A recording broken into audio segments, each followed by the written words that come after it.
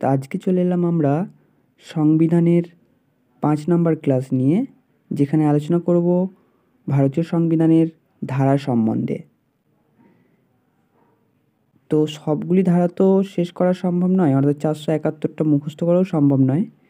তো যে কয়টা পরীক্ষার জন্য গুরুত্বপূর্ণ বা জানা দরকার 70 থেকে 75টার মতো, তো সেইগুলি আজকে আমরা আলোচনা করব।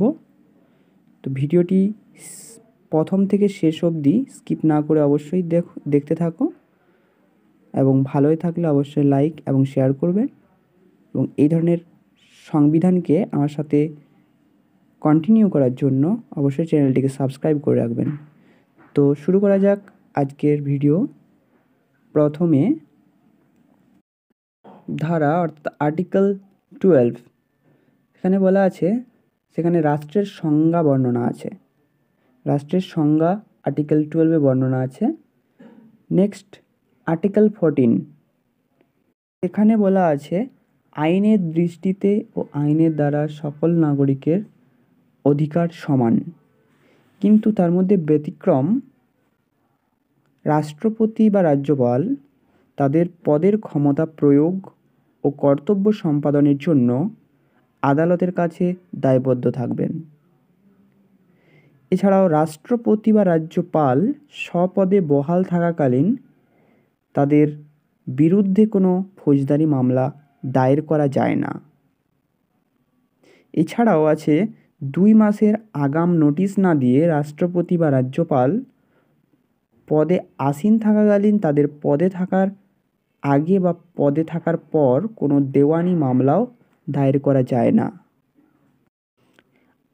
নেক্সট আর্টিকেল 15(3), অর্থাৎ 3 উপধারাতে কী বলা আছে, মহিলা এবং শিশুরা সংরক্ষিত আছে, এ কথাটি বলা আছে। নেক্সট আর্টিকেল 16, অর্থাৎ ধারা নম্বর 16-তে বলা আছে সরকারি চাকুরি লাভের ক্ষেত্রে সকল নাগরিকদের সমান সুযোগ সুবিধা প্রদান। অর্থাৎ সরকারি চাকরি বা সরকারি পদে সবাইকে সুযোগ সমান দিতে হবে, কিন্তু এর ফলে রাষ্ট্রকে সরকারি চাকরি নিয়োগের ক্ষেত্রে প্রয়োজনীয় যোগ্যতা মান ও নির্বাচন পরীক্ষা নেওয়ার ক্ষেত্রে কোনো নিষেধাজ্ঞা ঘোষণা করা হয়নি। কোনো রাজ্যের অধীনে কর্মে নিয়োগের ক্ষেত্রে কর্মপ্রার্থীদের সেই রাজ্যের অধিবাসীর হতে হবে বলে কোনো বিশেষ শ্রেণীর চাকরির ক্ষেত্রে শর্ত আরোপ করা যেতে পারে। রাষ্ট্র যদি মনে করে রাষ্ট্রের অধীন কোনো চাকরিতে সমাজের কোনো অনগ্রসর শ্রেণীর নাগরিকদের পর্যাপ্ত প্রতিনিধি নেই, তাহলে রাষ্ট্র তাদের জন্য কোনো পদ বা চাকরি সংরক্ষণ করতে পারে। এছাড়াও রাষ্ট্র তফসিলি জাতি বা উপজাতির উন্নয়নের জন্য পদ সংরক্ষণ করতে পারে। এগুলি বলা রয়েছে ধারা নম্বর 16-তে। নেক্সট আর্টিকেল যেটি আছে 17 নম্বর, অস্পৃশ্যতা ও এই সংক্রান্ত সমস্ত রকম আচরণ নিষিদ্ধ করা হয়েছে। আর্টিকেল 18-তে বলা আছে পদবি বা খেতাবও নিষিদ্ধকরণ, যেখানে 18-র 1 নম্বর উপধারাতে বলা আছে ওই যে ভারতরত্ন, পদ্মবিভূষণ, পদ্মভূষণ, পদ্মশ্রী ও অন্যান্য যে সম্মান সেগুলি সম্বন্ধে বলা আছে। এছাড়াও 2 নম্বর উপধারাতে 18-র 2 নম্বর উপধারাতে বলা আছে যে বিদেশি রাষ্ট্রের দ্বারা কোনো ভারতীয় নাগরিককে উপাধি প্রদান নিষিদ্ধ। এছাড়াও 3 নম্বর উপধারাতে অর্থাৎ 18-3-এ বলা হয়েছে যে কোনো বিদেশি যদি রাষ্ট্রের অধীনে কোনো লাভজনক পদে আসীন থাকে, তাহলে রাষ্ট্রপতির সম্মতি ছাড়া তিনি কোনো বিদেশি রাষ্ট্রের কাছ থেকে কোনো উপাধি গ্রহণ করতে পারবেন না। যদিও এই নিষেধাজ্ঞা অমান্য করার জন্য কোনো শাস্তি ব্যবস্থা রাখা হয়নি। নিষেধাজ্ঞা অমান্য করার সংক্রান্ত বিষয়ে আইন প্রণয়ন করার ক্ষমতা পার্লামেন্টের আছে। নেক্সট আর্টিকেল 19 নম্বরে কি বলা আছে, যে বাক স্বাধীনতা ও অন্যান্য অধিকারের রক্ষা কবচ। এটি ভারতের নাগরিকদের 6টি অধিকারকে সুনিশ্চিত করছে। কি কি? 1 নম্বর বাক স্বাধীনতা ও মত প্রকাশের স্বাধীনতা, সমাবেশের স্বাধীনতা, সংঘ গঠনের স্বাধীনতা, চলাফেরার স্বাধীনতা, স্থায়ীভাবে বসবাসের স্বাধীনতা, আর বৃত্তি, পেশা, বাণিজ্য ও ব্যবসাতে স্বাধীনতা। এছাড়াও জেনে রাখা ভালো যে ভারতীয় সংবিধানে কিন্তু সংবাদ মাধ্যমের স্বাধীনতার কথা বলা হয়নি, কিন্তু এর ধারণা 19 নম্বর আর্টিকেলে আছে। যে সমস্ত বিধিনিষেধ একজন ব্যক্তির ক্ষেত্রে প্রযোজ্য, সেই সমস্ত বিধিনিষেধ সংবাদ মাধ্যমের ক্ষেত্রেও প্রযোজ্য। নেক্সট আর্টিকেল 21 নম্বরে কি বলা হয়েছে, জীবন ও ব্যক্তিগত স্বাধীনতার সংরক্ষণ। নেক্সট আর্টিকেল 21 এ উপধারাতে কি বলা আছে, যে 6 বছর থেকে 14 বছর বয়সী শিশুদের বাধ্যতামূলক শিক্ষাদান। 23 নম্বর আর্টিকেলে বলা আছে বল প্রয়োগের দ্বারা পরিশ্রম করানো বা বেগার খাটানো, মানুষ পাচার নিষিদ্ধকরণ। আর্টিকেল 24 বলা আছে 14 বছরের কম বয়স্ক শিশুদের কলকারখানা, খনি বা অন্য কোনো বিপজ্জনক কাজে নিযুক্ত করা নিষিদ্ধ।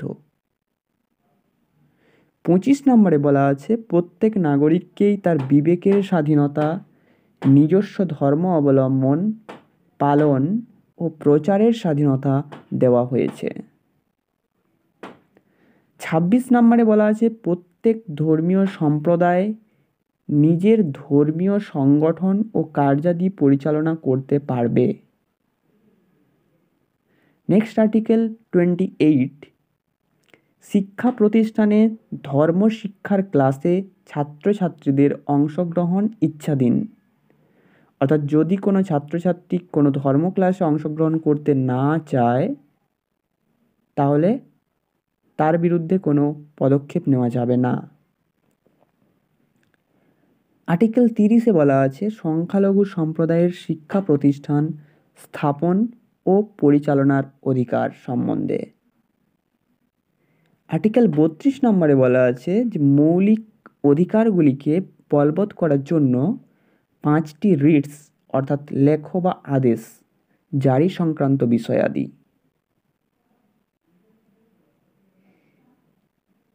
এগুলি অবশ্যই সুপ্রিম কোর্টের রিটস।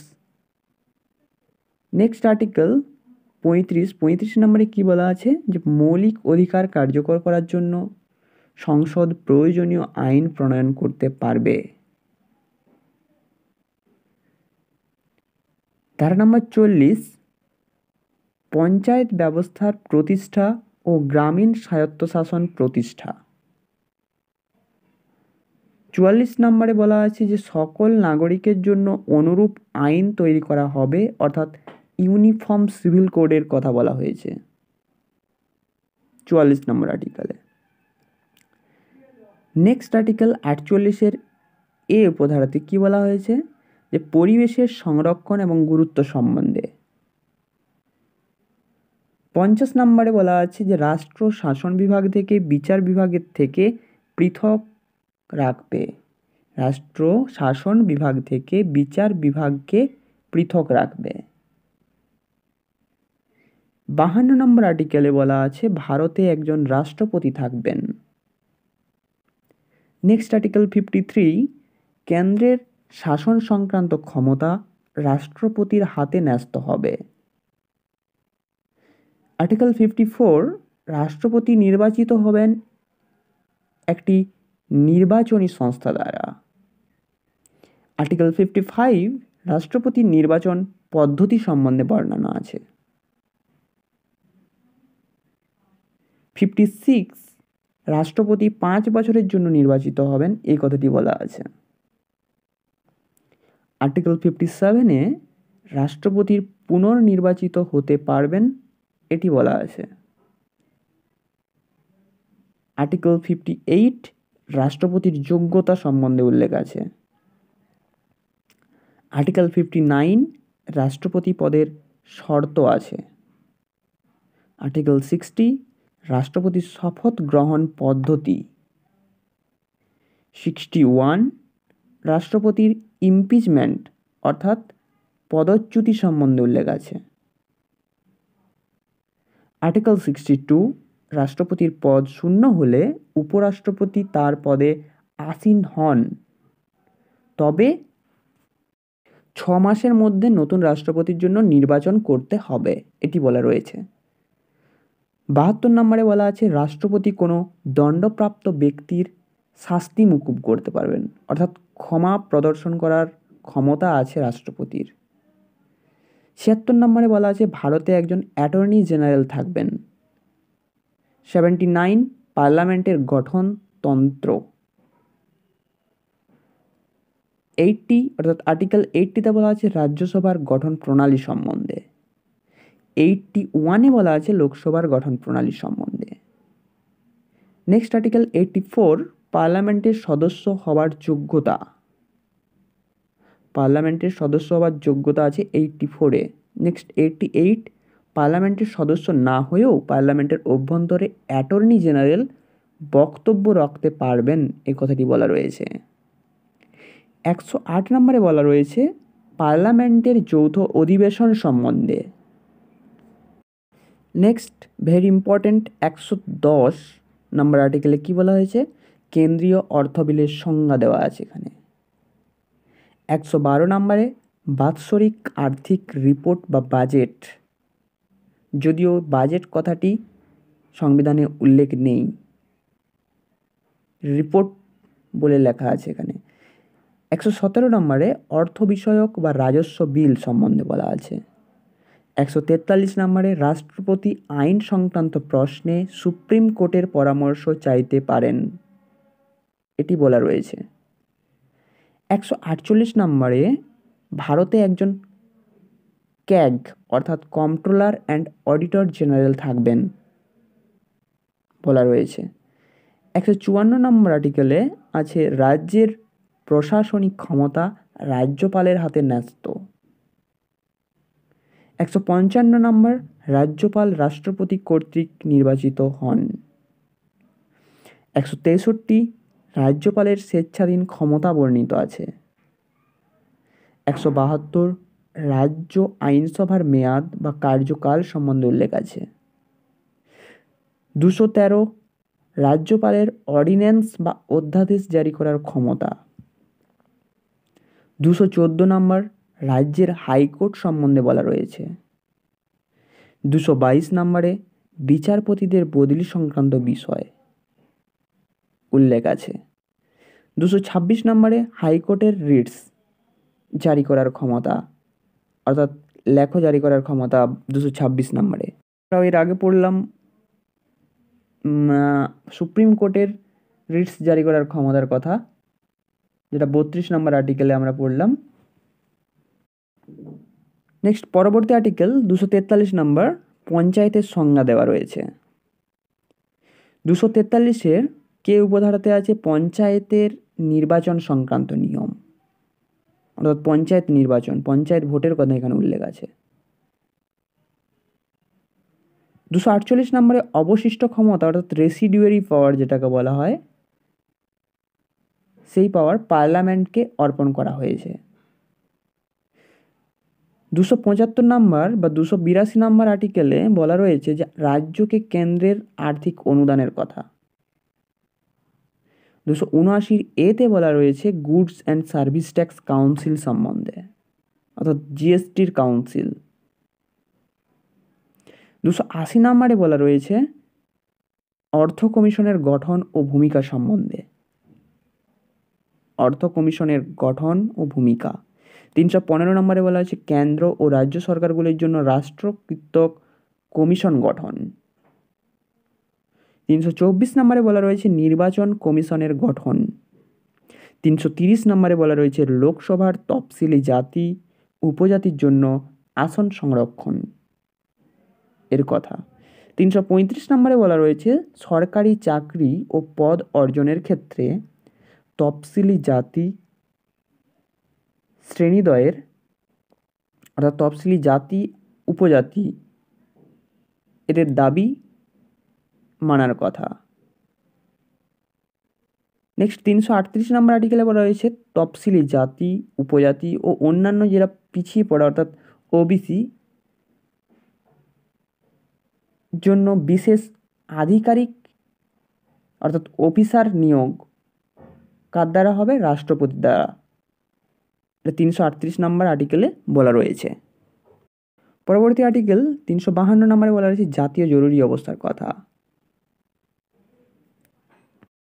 355 নম্বরে বলা রয়েছে জরুরি অবস্থাকালীন সময়ে কেন্দ্রীয় সরকারের কর্তব্য রাজ্যগুলিকে বহিরাক্রমণ ও অভ্যন্তরীণ গোলযোগের হাত থেকে রক্ষা করা। 356 নম্বরে বলা আছে রাজ্যে শাসনতান্ত্রিক অচলাবস্থা ঘোষণা বা রাষ্ট্রপতি শাসন মানে স্টেট এমার্জেন্সি সেটা 356 নম্বরে বলা রয়েছে। 360 নম্বরে বলা রয়েছে আর্থিক জরুরি অবস্থার কথা অর্থাৎ ফিনান্স এমার্জেন্সি। 368 নম্বরে বলা রয়েছে পার্লামেন্টের সংবিধান সংশোধন পদ্ধতি সম্বন্ধে। এছাড়াও লাস্ট আর্টিকেল আমরা যেটা পড়বো 370 নম্বরে, যেটি এখন 2019 সালে রিমুভ করেছে তুলে নেওয়া হয়েছে, সেটি হচ্ছে জম্মু কাশ্মীরকে বিশেষ সাংবিধানিক মর্যাদা সাময়িকভাবে প্রদান করা হয়েছিল তার কথা উল্লেখ আছে বা ছিল। তো আজকের ভিডিও এই পর্যন্তই। পরবর্তী ভিডিও আমাদের শিডিউল বা তফসিল সম্বন্ধে আলোচনা করব। নমস্কার। ভিডিওটি ভালোই থাকলে অবশ্যই লাইক করে দেবেন। দেখা হবে পরের ভিডিওতে।